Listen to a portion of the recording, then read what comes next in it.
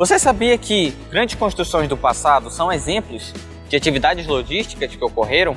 Que elas envolveram a mão de obra de várias pessoas e vários recursos materiais para que pudesse estar de pé hoje? Uma dessas grandes construções está no meio da maior floresta tropical do mundo. Eu estou falando sobre o grande patrimônio histórico e arquitetônico da cidade de Manaus, o Teatro Amazonas.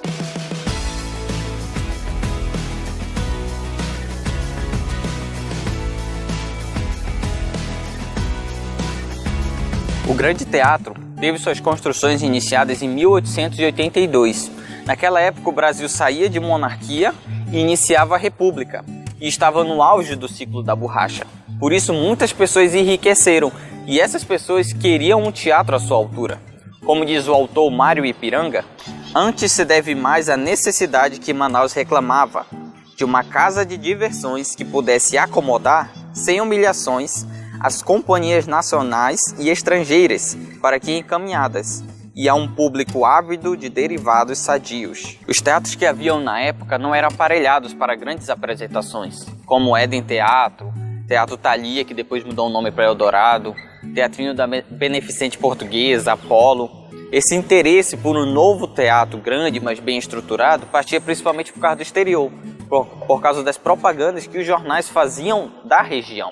Em 21 de maio de 1881, o deputado da então província, Antônio José Fernandes Júnior, levou uma proposta à Assembleia Legislativa Provincial, considerando que, sem haver edifício próprio, não teremos apresentações teatrais, considerando que a província se acha em condições de satisfazer essa necessidade, que também ocorre para o embelezamento da cidade. Nesse momento começa uma parte importante na construção do teatro, a parte dos recursos financeiros. O local seria destinado pelo presidente da província. Quando isso foi feito, várias desapropriações foram feitas. Para obras grandes como essas, o presidente da província mandou chamar gente de fora, arquitetos, construtores, e abriu concorrência para que arquitetos apresentassem a planta para o local, que não deveria ultrapassar o valor de 250 mil contos de réis.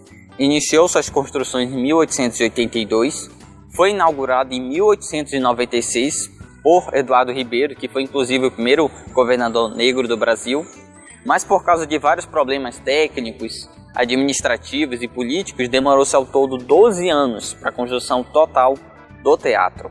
Ele foi inaugurado no auge do ciclo da borracha. Usou a mão de obra de vários ribeirinhos, indígenas, ribeirinhos que estavam aqui na região, nordestinos também vieram para a construção desse teatro, com a promessa de enriquecer por causa do ciclo da borracha que ocorria na época, mas acabaram encontrando somente uma semi-escravidão. Também foram chamados vários escultores, engenheiros, vários artistas do exterior para fazerem o teatro. A borracha já era produzida e exportada no Amazonas desde os anos de 1800.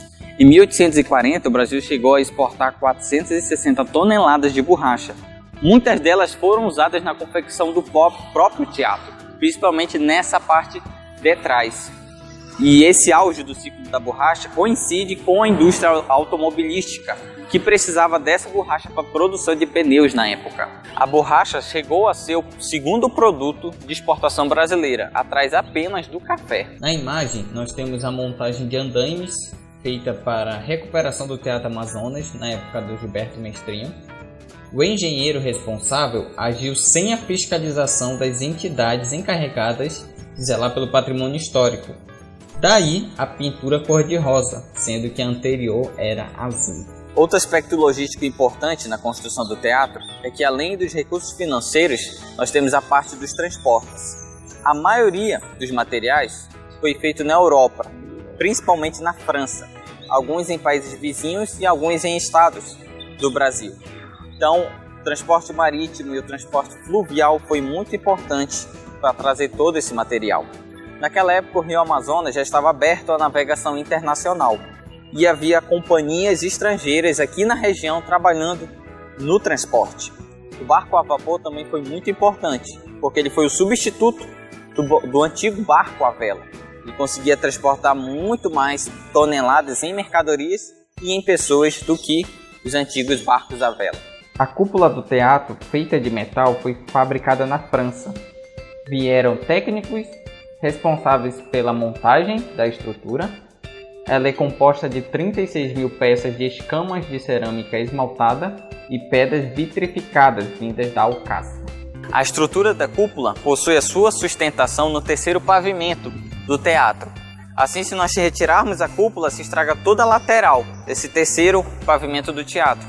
Quem fez isso foi Eduardo Ribeiro, que era engenheiro e arquiteto, e fez dessa forma porque havia uma especulação de que quando ele falecesse, a cúpula pudesse ser retirada, já que a cor dela, verde e amarelo, é bem diferente da cor do restante do teatro.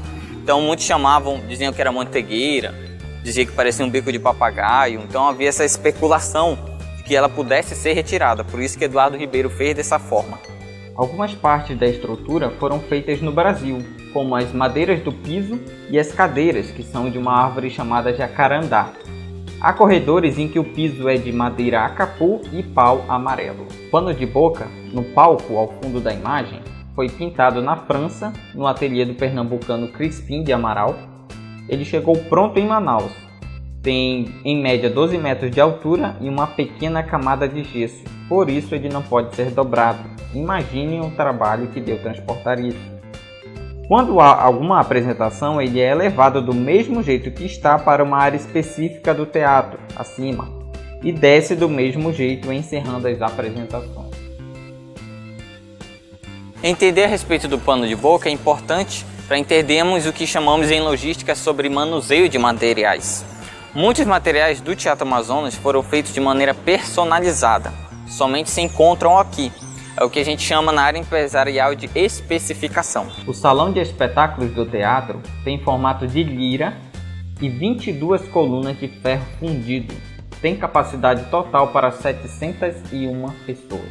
O salão nobre tem capacidade para 200 pessoas. Foi decorado por Domenico de Angelis. É iluminado por 32 lustres de vidro de Murano e sustentado por 16 colunas de ferro fundido, que são revestidas de gesso policromado.